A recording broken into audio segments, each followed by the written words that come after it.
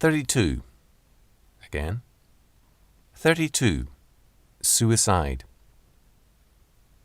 Suicide has a long and complex history in non-Christendom. Non-Christian.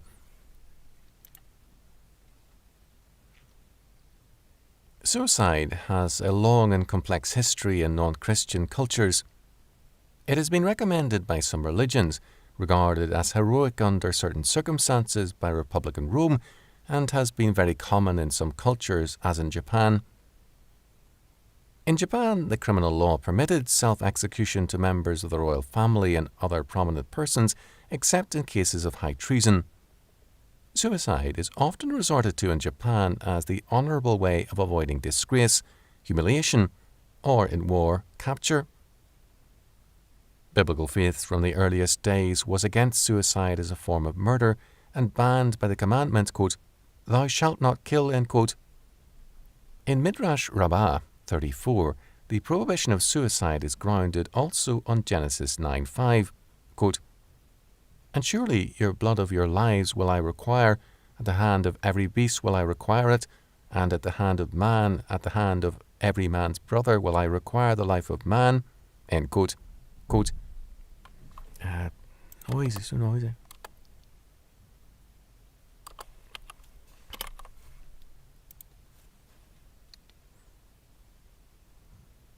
End quote. Quote, "And surely your blood," end quote, was understood to include suicide, end quote. More than once in the decline of a culture, men have viewed death as a release from the corruption of the world and as a form of salvation. In an Egyptian document translated by J.S. Breasted, death is presented as a thing to be desired as against life, which is intolerable. Quote, "Death is before me today, like the recovery of a sick man, like going forth into a garden after sickness. Death is before me today, like the odour of myrrh, like sitting under a sail on a windy day. Death is before me today, like the odour of lotus flowers, like sitting on the shore of drunkenness. Death is before me today, like the course of a freshet. What is a freshet?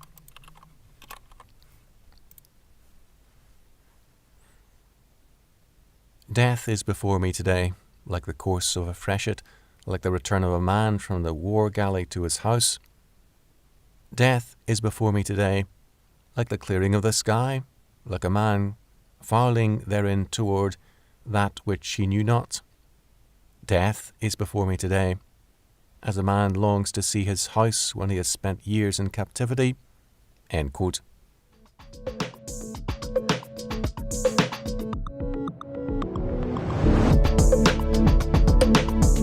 Hello, this is Nathan. Thanks for joining me in the booth. I really hope you're enjoying the live streams and videos. To find out more about this narration project, or to make a donation, go to nathanteacher.com. Thanks.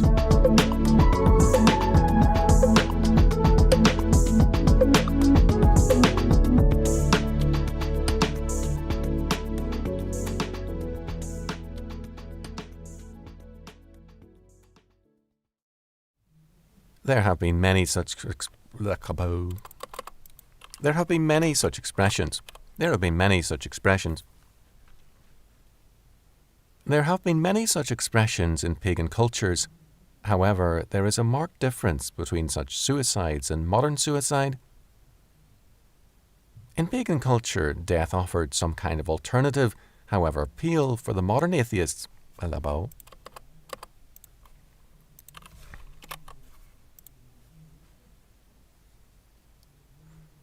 However pale for the modern atheist, death ends everything. Moreover, since Christianity virtually eliminated suicide for centuries in Western Europe and the Middle East, making it a relative rarity, modern suicide is a break not only with personal life, but also with Christian standards and tradition. There is thus a radical character to modern suicide which sets it apart from pagan self-destruction. Masaryk spoke of modern suicidism as a social ailment peculiar to modern civilization to the 19th and 20th centuries. Moreover, quote, in many cases, misery is not the deciding factor, end quote. Masaryk held, having studied the statistics, many who commit suicide have material resources and other advantages that quite a number of people envy. The suicidism of the 19th century was preceded by a loss of the will to live in the 18th century. Gosse wrote of the poet Thomas Gray, 1716 to 1771, quote, oh boy.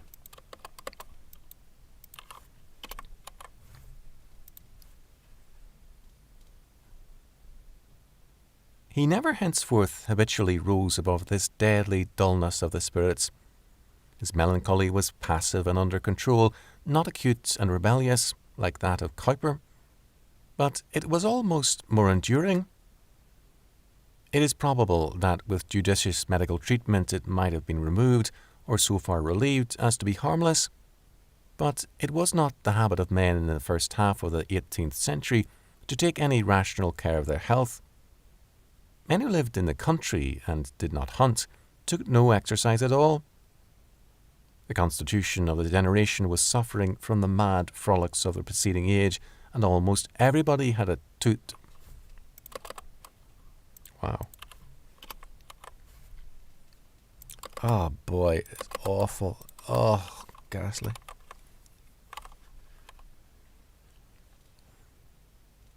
The constitution of the generation was suffering from the mad frolics of the preceding age, and almost everybody had a touch of gout or scurvy. Nothing was more frequent than for men in apparently robust health to break down suddenly at all points in early middle life. People were not in the least surprised when men like Garth and Fenton died of mere indolence because they had become prematurely corpulent and could not be persuaded to get out of bed. Swift, Thompson and Gray are illustrious examples of the neglect of all hygienic precaution among quiet middle-class people in the early decades of the century. End quote. This deep melancholia which possessed the men of the 18th century infected the most privileged classes, those most informed and most influenced by the spirit of the times. The same is true today. As Masaryk observed, quote, modern psychosis is just as peculiar as modern suicidism. Statistics show that this psychosis is becoming stronger in so-called advanced countries. The principal centres of culture and civilization are also its endemic centres. Suicidism is more intensive in cities. Why does this answer come so glibly, and what does it signify? This, that in the very centres of modern life there is more psychosis and there are more suicides.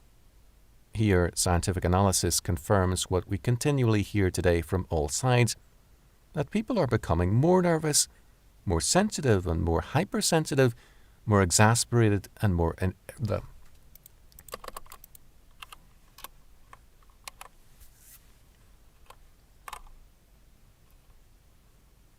exasperated and more irritable, that they are more ill.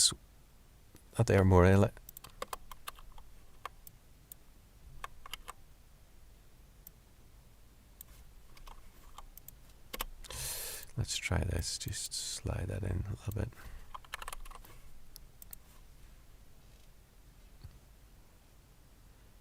That they are more or less weak, tired,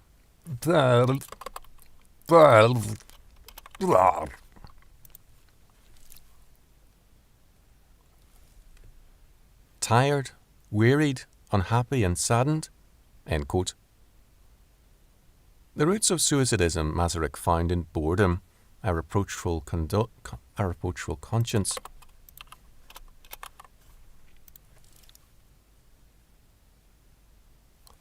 A reproachful conscience and a loss of faith and meaning.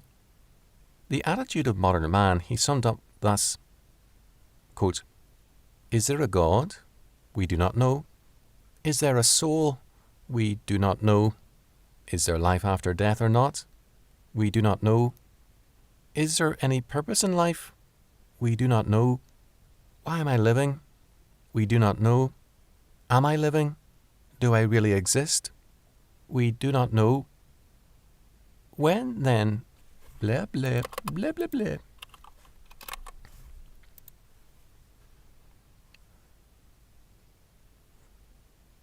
What then do we know?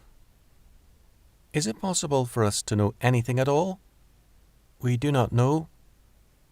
And this systematic, quote, we do not know, end quote, is called science. And people clap their hands above their heads and cry exultantly, the progress of the human mind is incomprehensible. We no longer need even faith in God, for science has observed that water boiling in a pot lifts the lid and that rubbed resin attracts straw, end quote. Men are filled with restlessness and discontent. Their being lacks unity. Masaryk found a connection between modern suicidism, alcoholism and prostitution. Moreover, where Christianity is weakest, there suicidism is strongest. Quote, the statistics of suicides vary with the spiritual and moral religious atmospheres. Cateris paribus, suicidism is strongest wherever the old religious life is most undermined.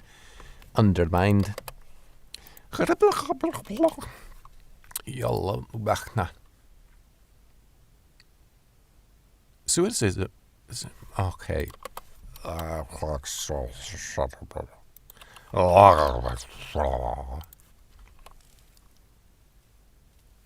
The statistics of suicides vary with the spiritual and moral religious atmosphere. Cateris paribus, suicidism.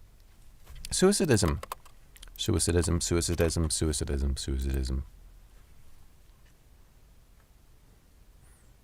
Suicidism is strongest wherever the old religious life is most undermined. End quote. Suicidism is also linked to revolution.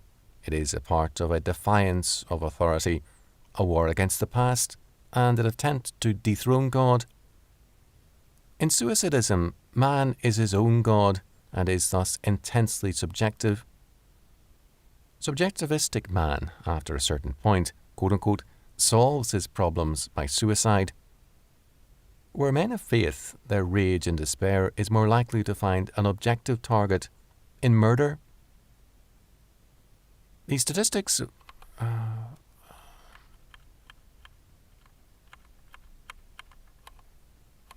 Okay, I have to quote that.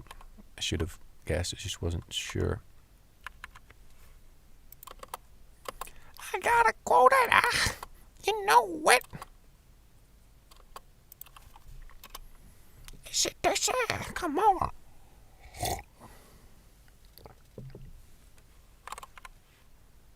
Oh, I don't know. I didn't get it.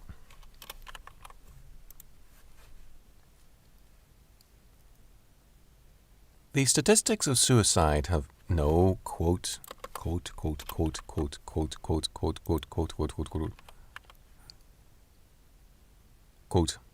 The statistics of suicide have long since made it clear that there are very few cases in which men kill themselves after having committed a murder. If we think deeply and intensively, we shall see why. A man, when he murders, is not subjective but objective. Hence, there are so few cases in which people first avenge themselves by murder and then kill themselves. Statistics show that in countries in which, relatively speaking, there are more murders, for instance in Italy, there are comparatively fewer suicides and vice versa. It was only in this century that the tendency to suicide developed. That is, man became, if I may say so, subjective, having before that been objective. Hello, you fool. I like trees. That is, man became, if I may say so, subjective, having before that been objective. The modern man, then, is in a peculiar manner subjective. It may be said that he takes upon his own shoulders, like a bird. Baby.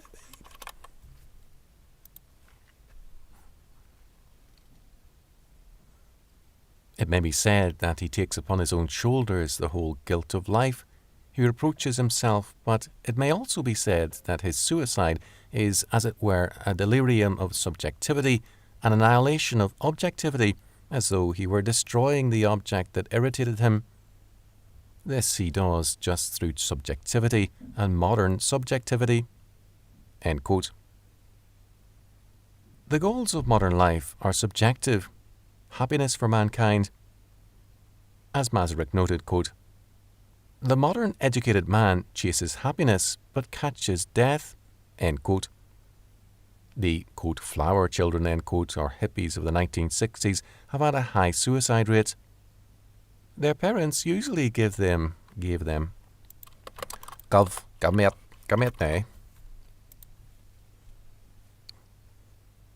Their parents usually gave them little or no Christian training in the great majority of cases, and as a subjectively oriented generation, these youths dedicated themselves to the pursuit of happiness and found death, disillusionment, and a vast emptiness. Every man in the modern mood is a castaway on a desert island with no hope of rescue and only a waiting for the end, an apocalyptic. An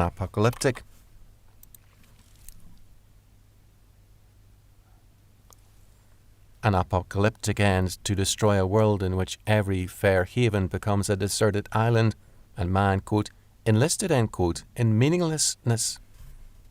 I think that's okay. I say one like that.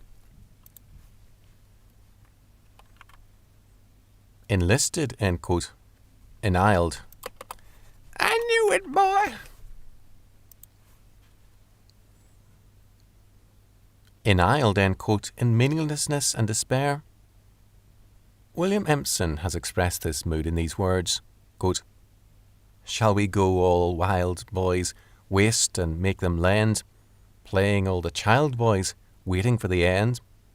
It has all been filed, boys, history has a trend, each of us, annihilated boys, waiting for the end." End quote.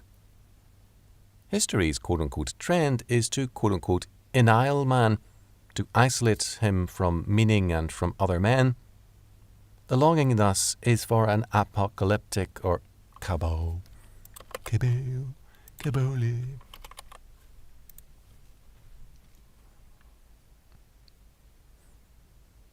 The longing thus is for an apocalyptic end or judgment. Without faith in God, there is no God to bring forth judgment, so that quote-unquote history or man must produce this judgment, end, or suicide. Fielder's mournful conclusion is that, with the masses of men, this is impossible. Rather, quote, "It is not Armageddon which confronts us, only a long, slow decadence. There is no end." End quote. This is the new horror, that life will go on. In the words of the modern Greek poet Constantine Cavafy,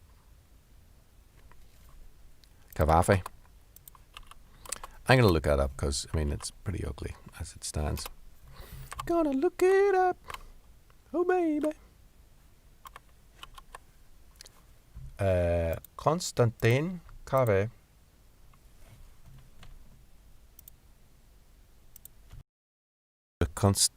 Not very helpful, since Constantine Cavafy is just anglicised Konstantinos Kavafis.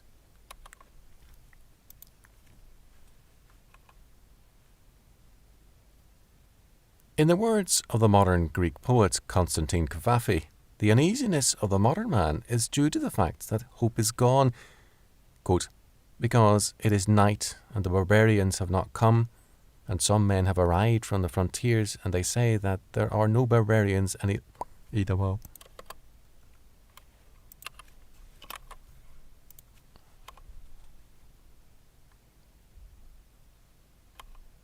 Kalabato.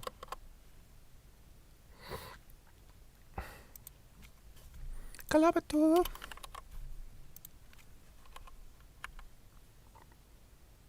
Quote, "because it is night and the barbarians have not come, and some men have arrived from the frontiers, and they say that there are no barbarians any longer." End quote. Humanism itself is dying, and this is an important factor. The religion of modern man has failed him. As Fielder noted, quote, "There is a weariness in the West which undercuts the struggle between socialism and capitalism, democracy and autocracy, a weariness with humanism itself which underlies all the movements of our world, a weariness with the striving to be men. It is the end of man which this school of Burroughs foretells, not in terms of doom, but of triumph." End quote. The religious aspect of suicidism was not more than indicated by Masaryk and thus requires further attention. The sin of man in his attempt to be his own God and to determine good and evil for himself and in terms of his own will, Genesis 3:5. Man sees his sin as the way to life, Genesis 3:4, whereas God declared that it would begin the processes of death in him. Quote, "For in the day that thou eatest thereof, dying thou shalt die," Genesis 2:17. Sin is thus suicidal. It begins the workings of death in all our being, in mind and body, and it works to the radical destruction of the will to live. William Hazlitt, 1778 to 1830, recorded an interesting example of sin. Quote, "Antony Codrus Urseus, a most learned and unfortunate Italian,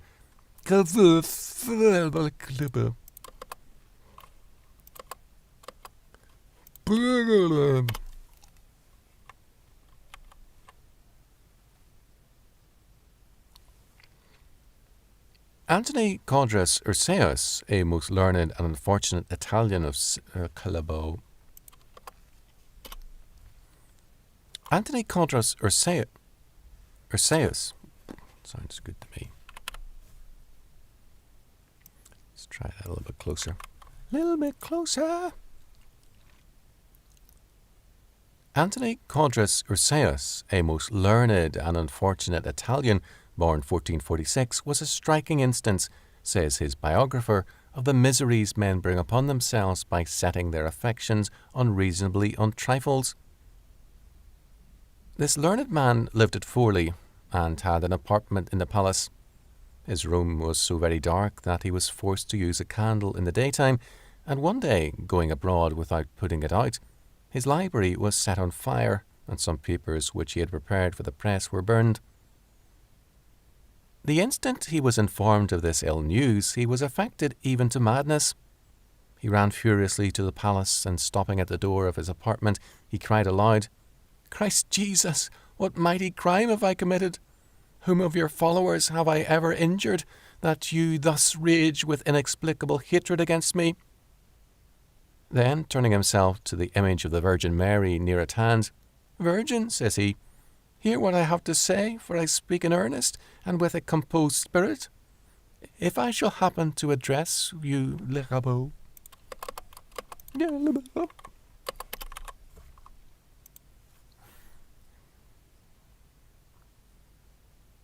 if I shall happen to address you in my dying moments, I humbly entreat you not to hear me, nor to receive me into heaven, for I am determined to spend all eternity in hell." End quote. Those who heard these blasphemous expressions endeavoured to comfort him. Calabo.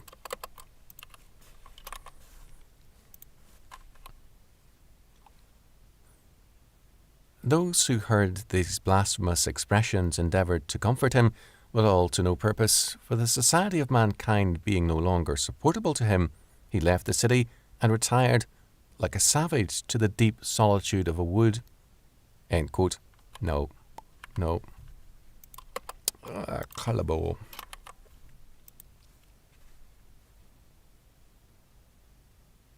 Almost everyone may here read the history of his own life. There is scarcely a moment in which we are not in some degree guilty of the same kind of absurdity which was here carried to such a singular excess. End quote.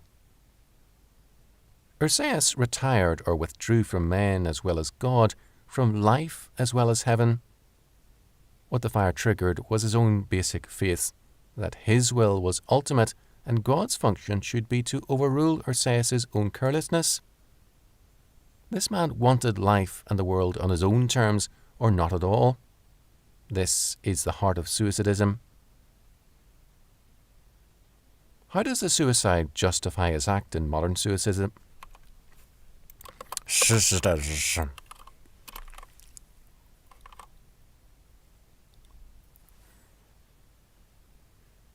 How does the suicide justify his act in modern suicidism?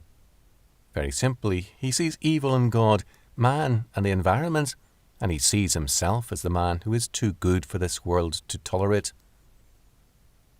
Many of the Romantic poets and writers have given us the philosophy of suicidism.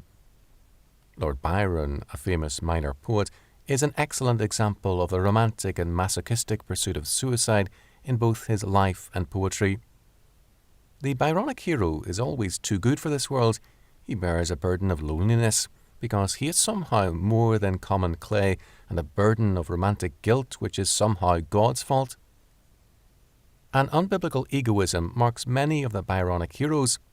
Thus, Manfred says to the seven spirits, quote, "Slaves, scoff not at my will. To mind, the spirit, the Promethean spark, the lightning of my being is as bright, pervading and far darting as your own, and shall not yield to yours, though cooped in clay." End quote. Manfred, 1817, is a drama of sadism, suicidism. Shulabada, shulabadi.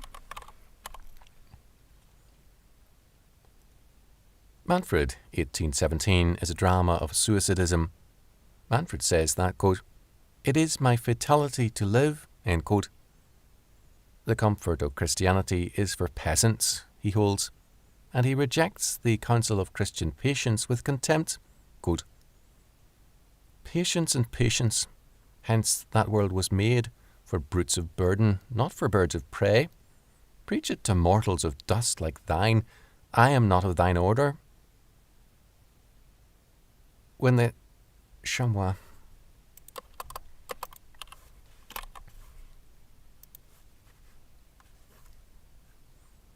Halapato. Halapato. Halapata. Halapato patata. When the chamois hunter tells Manfred, chamois.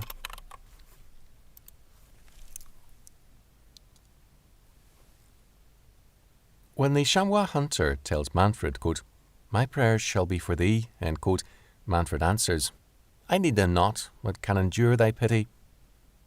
And this is very revealing. The appeal of the romantic hero of the suicide is to pity, because he himself is consumed with the cancer of self-pity. The romantic hero, like Manfred, rejects both God and man. Quote, "I said, with men and with the thoughts of men, I held but slight communion." End quote. Manfred's only contact with other men is to dramatize himself before them in an appeal for pity. Manfred's self-pity makes it impossible for him to live in the present. He lives only in the past and in the realms of imagination. Quote, "We are the fools of time and terror. Days steal in us and steal from us, yet we live, loathing our life and dreading still to die. In life there is no present." Manfred's suicidal self-pity is seen as evidence that, quote, "This man is of no common order," end quote, a theme made familiar earlier by Goethe.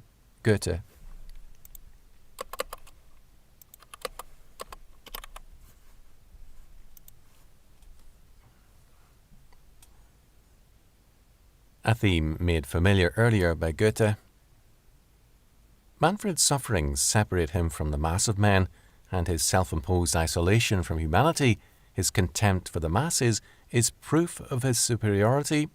Quote, "I disdain to mingle with a herd, though it be leader." Though to be. Hello, I like potatoes.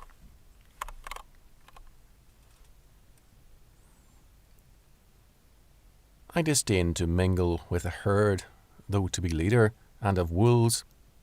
A lion is alone, and so am I. Manfred, in death, rejects God by saying that he, not God, would be the cause of his death, declaring to God, quote, "I have not been thy dupe, nor am thy prey, but was my own destroyer and will be my own hereafter. The fact that Manfred then, quote-unquote, expires by self-will avoided the taint of suicide while affirming his godlike ability to be lord of life and death. Sardanapalus. It's so good to Sardanapalus. In Sardanapalus, a tragedy, 1821, Byron deliberately chose the last king of Assyria, a degenerate and effeminate monarch, and then presented him as a world-weary, life-weary man too good for this world. Sardanapalus is seen as a peacemaker who knows the futility of life and man. His sensuality and debauchery are based on this, quote, higher wisdom, end quote, quote, eat, drink, and love. The rest's not worth a flip. Philip. Oh, that's interesting. Huh.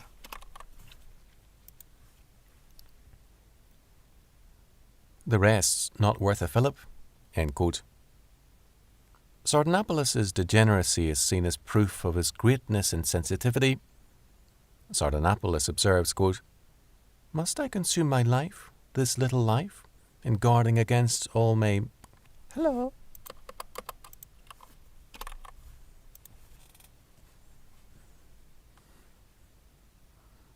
In guarding against all may make it less?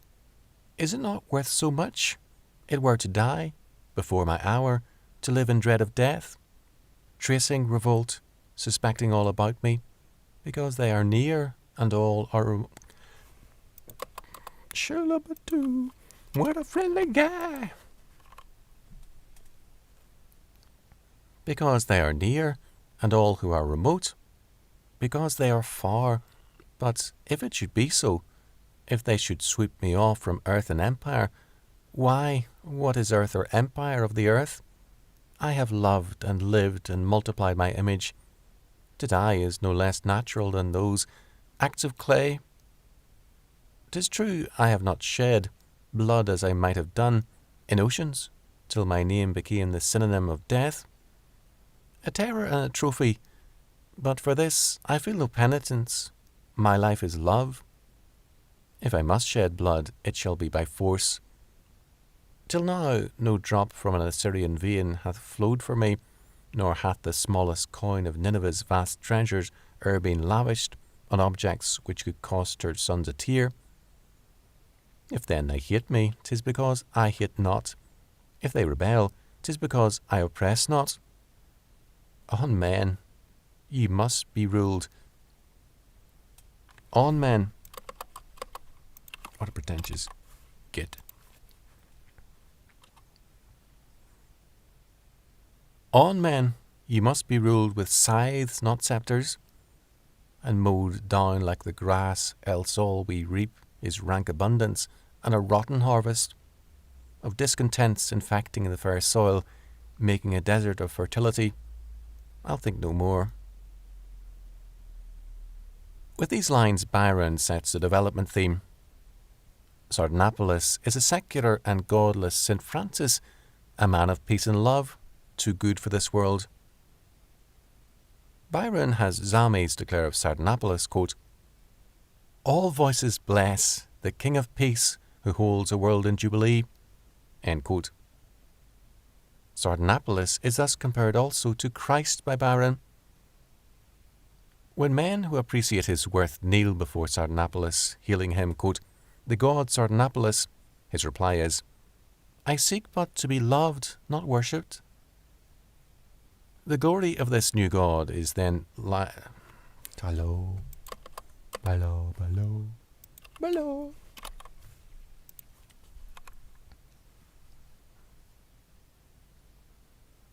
The glory of this new god is then tied to homosexuality, as Sardanapalus requests, a song of Sappho.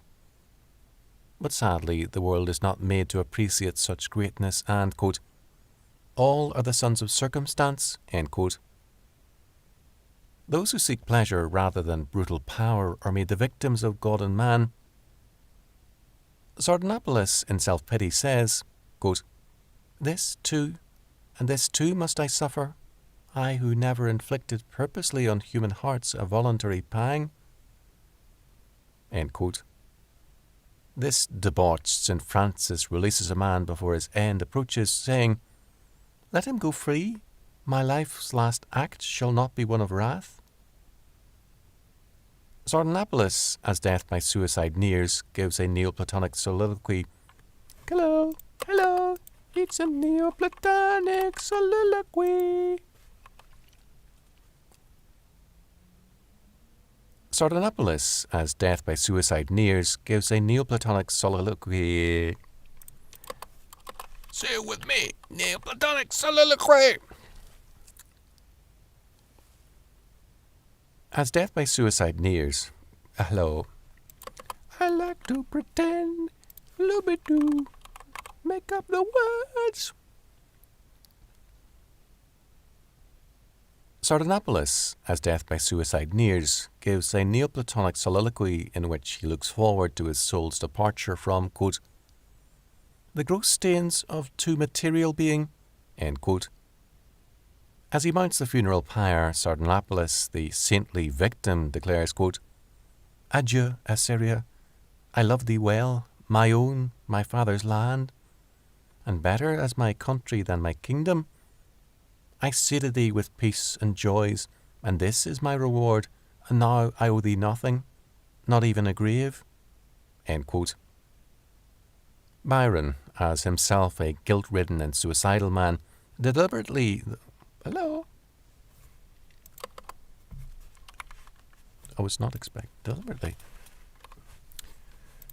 Chewbacca.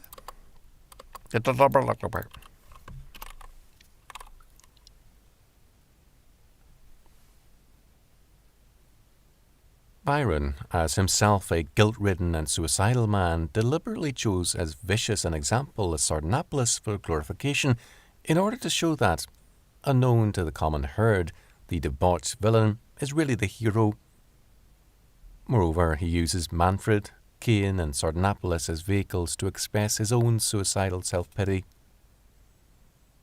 In Byron's world, the function of man is to pity the suicidal hero and to confess how little they have understood his greatness. The function of God is to bring down judgment on Byron and his heroes for their sins, so that their self-pity can be justified and increased. Byron's suicidal heroes and Byron himself revelled in feeling misunderstood and abused. They spurned friendly understanding because to be understood placed them within the reach of mere mortals. The perversity of suicidism is its refusal to be understood. Hello. Its insistence on being a god in a completely self-centered universe. Judgment is interpreted, as in Cain, as the jealousy of God for a rival god. Dostoevsky's Kirillov in The Possessed was thus logical in his suicide. Its purpose was to confirm his status as a god. It was an act of salvation. The logic of unbelief concludes, finally, in the act of suicide as humanistic salvation. That wasn't my best work, I'll have to say. Just remember, hello.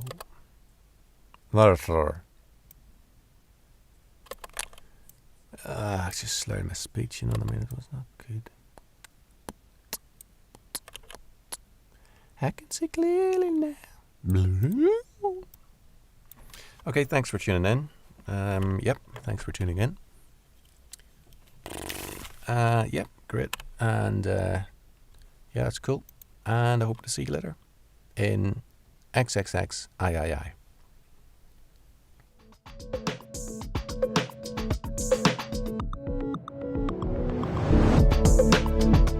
Well done for listening right to the end.